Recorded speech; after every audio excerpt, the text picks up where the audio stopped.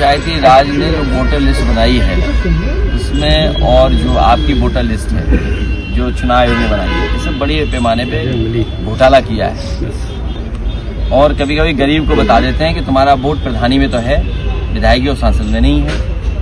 अब देखिए, ये साथी ने बड़ा अच्छा सवाल पूछ लिया, जो बात अब निकल करके आ रही है। ये लोग मुस्लिम भाइयों के कागज ढूंढवा रहे थे कि एनआरसी लाएंगे और मुस्लिम भाई यहाँ से चले जाएंगे। अब जब मैं डेटा देखता हूँ तो अब हिंदू भाई कागज ज्यादा ढूंढ रहे हैं। मुसलमान भाइयों के कागज बीजेपी ढूंढवा रही थी, उनका कागज तो सही हो गया और सही है उनका, और पहले भी सही था। अब हिंदू भाई कागज ढूंढ रहे हैं। बताओ उन्नाव में कितनी नोटिस आई है? हजारों। कितनी? नहीं ज्यादा होंगी, लाखों। अच्छा 3 लाख हैं जी। तो ये बीजेपी वाले तो कह रहे थे कि अब मुसलमान भाइयों के कागज ढूंढवाएंगे।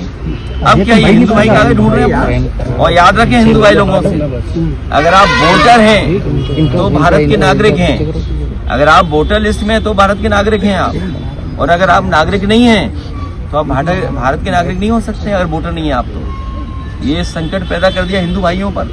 सोचिए आप, अब अगर आपका वोट गायब हो गया तो नागरिक नहीं ना होगे भारत के। अब आपकी जिम्मेदारी हमारे पत्रकार साथियों को लोकतंत्र बचाने की।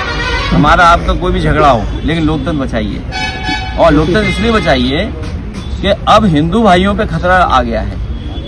उनका वोट काट दिया है बीजेपी ने नोटिस देकर के। इस पे क्या जवाब है बीजेपी? यहाँ के जो जिलाधिकारी होंगे, पता कर लिया आप। एक दशरथ को हमने पकड़ लिया वहाँ बगल की विधानसभा में, दशरथ को जो नकली वोट बनवा रहा था, कटवा रहा था हमारे।